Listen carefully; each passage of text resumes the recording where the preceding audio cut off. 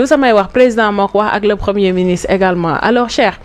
ma dinaa dikkaat ci yow général nga gis Abdou Nguer ñu di ko topp diffusion de fausses nouvelles même diffusion de fausses nouvelles boobu la ñu toppee kii di Arona Niang mi nga xamante ne dafa yëy yàbbi daal di wax ci Covid 19 bi mais les mêmes faits et pourtant pas le même jugement Abdou Nguer dossier ñu jël ko yóbbu ko en instruction ba yeneen faits sax maanaam yeneen mbir sax ñu gàll ko muy offense au chef de l'État ak apologie de la violence Arona Niang wax ne médecins yi ñoo wàll corona sénégalais yi parce que ñoo leen ko doon piqûre ñu daal di koy bàyyi mu ñibbi daal di koy dóor 3 mois de sursis en tant que koo xamante ne xam-xamam dafa màcc jëm ci wàllum droit noo gisee situation yooyu. mais on a une justice ridicule comme disait le juge Dème ce grand juge. bu ne dañ doon xeex manipulation de la justice léegi on a une justice ridicule c'est vrai parce que une justice ridicule mooy xam nga duñ ñëwee ne dañuy àtte Azoura ñu xëy déposer un certificat médical xawma lan benn bilan ne Azoura dafa dof mais Azoura dafa dof le tribunal renvoie le dossier pour connaissance du renvoi pour connaissance du dossier parce que tribunal nee na dossier bi ngeen ma indil man dama cee yéex a jot parce que Azoura c'est un détenu exceptionnel audition arrêté nañ ko le même jour c'est ginnaaw su amul 48 heures 24 heures nañ ko defeere cela veut dire juge bi duy jot ci dossier bi peut-être le même jour même nañ ko communiquer le dossier mu ne léegi pour que moo jàng dossier bi dama koy renvoyer mais renvoi boobu comme Azoura bénéficiait les privilèges du premier ministre parce que dafa déplacé au niveau de la prison pour la première fois dans le monde parce que on a des dirigeants exceptionnels yoo xam ne un premier ministre exceptionnel qui s'est déplacé pour désancrer de la situation en prison bi nga xam ni et puis fàtte na ni moom c'est le chef du gouvernement ci ku ñu àtteegul cela veut dire c'est quelqu'un qui ne maîtrise absolument rien du tout il ne maîtrise pas l'état xamul nan lay état di fonctionner du dul dara sax par l'élégance nga rafetal mais donc sa suba ga ñu jël ko Sénégalais yëpp toog di xaar xam nga fii sa plateau laa ko waxee woon avant ñu koy àtte maa ngi xaar ba Azoura tey jii du ñibbi mais jarul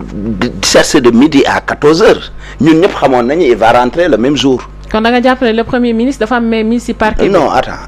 waxuma mais dara. man du ma fi wax luñ ma wax loowul mais dama ne ñun ñëpp am nañ suñu vision ak suñu analyse.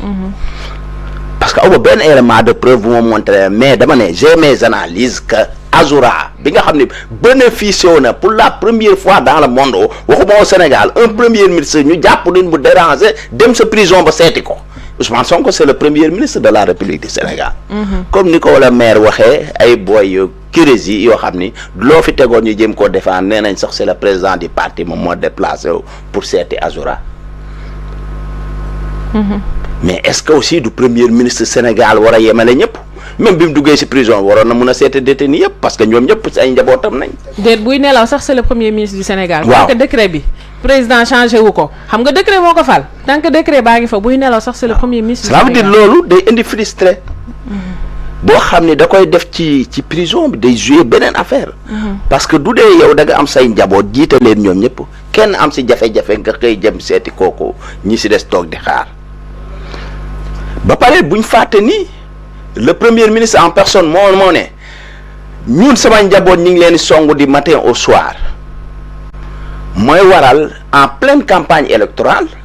ay affrontement am entre deux partis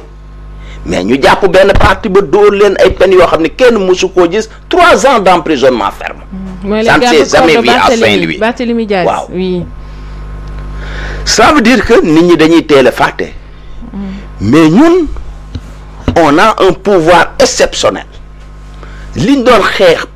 ci liñ doon wax ci justice biñ ñëwee dans quelques mois dañoo am loo xam ne lu ko ëpp depuis ce temps yi Abdou Diouf ba léegi nañu retourné waat parce que temps yi Ablaye temps yi Macky Sall la temps yi Ablaye Wade ban premier ministre moo ñemee dem taxaw fii Souleymane Ndéné Ndiaye n'ose pas le faire dem di seeti ay kiyam kuñ jàpp même du la jegee sax day daw ni kii jege na ma. alors que mënoon na woote téléphone. wala mu dem fa nuitamment te kenn du xam ne dem na fa mais pour won Sénégalais yi toppatoowuma leen. c'est pourquoi j'attendais le courage des magistrats ban magistrat moo tax question boobu laa posé woon ban magistrat mooy oser entrer dans l'histoire entrer dans l'histoire c'est prendre la responsabilité de condamner Azoura. mais c'est dommage ñu mel ni ñuy théâtre le parquet rejette la demande de mise en liberté provisoire mais ku nekk xam na ni Maître El Hadji Diouf l'ami de Moustapha son homonyme duy plaider chaque fois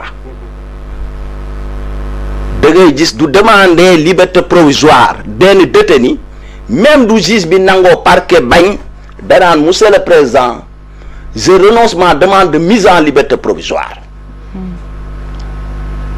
parce que du ko rejeté wul du ko renoncé wul mais sama waay parquet day def appel sur la décision parquet du defee appel xam nga yow une semaine nga fay bañ a toog mais da nga fa toog 1 mois pour nga dem chambre d'accusation ñu attewaat la mais pourquoi parquet deful appel sur la décision du dee moom d'accordul c'est le même parquet qui revient dikkaat naan ay 6 mois d'emprisonnement waaye parquet bàyyi ñu ngir yàlla. mais dossier médical bi nag est-ce que du li procureur jàpp ne c'est irrecevable moo tax Azora taxaw parce que bu fekkee ne dafa contester dossier médical bi aussi. mais c'est son point de vue on peut ne pas le considérer comme un fou. procureur du àtte procureur àttewul. procureur il est parti à l'audience. dafa mel ni avocat de l'autre partie. cela veut dire procureur àttewul de. procureur lan la man placer la personne sous mandat de dépôt mais c'est le juge qui est responsable de l'audience c'est le juge qui est la police de l'audience juge boobu moom mooy àtte mais le juge boobu dafa renvoyer da ngeen a fàtte dafa renvoyer à quelques minutes pour ñëw délibérer te moom juge bi moom moo ne yéen dossier bii dafa jàmp mënu ma ko àtte parce que dossier biñ ma jox donc xoolaguma ko mais juge boobu ñëwaat quelques minutes jàngat na fi waa dossier bi ba délibérer ba ne kii dafa dof bàyyi ko liberté provisoire mais sama waay bu ñu tooñ nag waay non attends il faut aussi ñu respecter l'intelligence des Sénégalais. xel yaa ngi lamber daal doo ko donc dans ce cas si aujourd'hui le parquet requérir 3 mois xaw ma 6 mois 3 mois d'emprisonnement ferme pour Azora mais Azora a déjà comparé libre na ko tëj 100 ans du tax mu dellu prison kan mooy jëlaat la responsabilité pour placer waat pour jël ko placer ko sous mandat de dépôt comme niñ defoon kii naka la tudd. Abdou Nguer non. kan waaraatekat boobu fi ñëwoon kii. non keneen kii amoon problème yi. Taïb Socé bi. ban juge mooy ñëwaat ban procureur mooy demander placement encore sous mandat de dépôt de Azora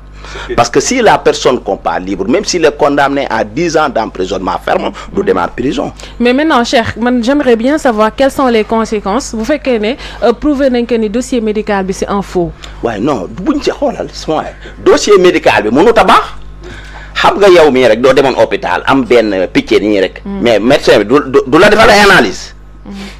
du la renvoyer après groupe sanguin ñu xool ko mais yooyu yëpp ça prend du temps dof nga xam ni ñi nga xam ne xam nañ ni nit dafa dof les médecins psychiatres yooyu mais balaa ñuy établir un rapport mais dina def au moins 6 mois ku nekk xam na ni même du dee dañ ne nit ki dafa dof duñ ne nit ki dafa dof mais boobu ñoom parquet bi en personne boobu la waroon a ouvrir une information judiciaire pour renvoyer le dossier devant un juge d'instruction parce que juge boobu moom moo am temps pour saytu foofu nag la instruction amoon sens parce que indil nañ leen benn dossier boo xam ne war nañ ko mën a jàngat et puis day jël temps ñu jox ko un juge d'instruction mais juge d'instruction saisir médecin bi nga xam ni moom moo war a def loolu dans l'ordre des médecins du leen neexee ñoom l'autre avocat de l'autre partie ñu contester la décision même rendue par le médecin pour contre-expertise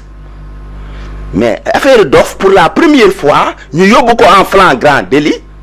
bàyyi Abdou Nguer bi nga xam ne dane moom ba xale biñ ko jàppandoon nee na man maa publier ci turam ñu ne nañ ko yóbbu instruction bu dem seeti cooy tox est-ce que xale bi wax na dëgg wala waxul dëgg bàyyi Assane Diouf bi ne dafa saaga ñu ne taxawal ñu yóbbu ko instruction pour xool ndax saaga yi moom la wala du moom ba jàpp docteur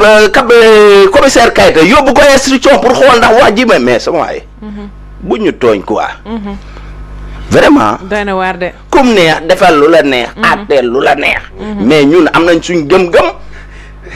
lu ñu neex ñu gëm d'après vous léegi man avocat yi nekk si ginnaaw aussi bëgg a défendre lii mais c'est tout à fait normal avocat nga wax xam nga avocat day défendre client quelquefois les causes quelquefois les causes day défendre son client pour mu jóge ci même duy naax tribunal bi sax ba tribunal bi bàyyi moom day défendre son client c'est tout à fait normal mais xam nga lan nañ mënut a concevoir le parquet en personne bi nga xam ne am na monopole am na moom doole joo xam ni du juge bi bàyyee léegi mu defaat ci appel suspendre loolu Lat Diop jusqu'à présent il est en prison. bien sûr juge bi bàyyiwu ko. mais à part que moom moo ko empêché mu ñibbi këram. mais pour lan mënuñ koo def Azura. te CEDEAO may nañ ko ndam. waaw moom Lat Diop. mais kon bokk. vraiment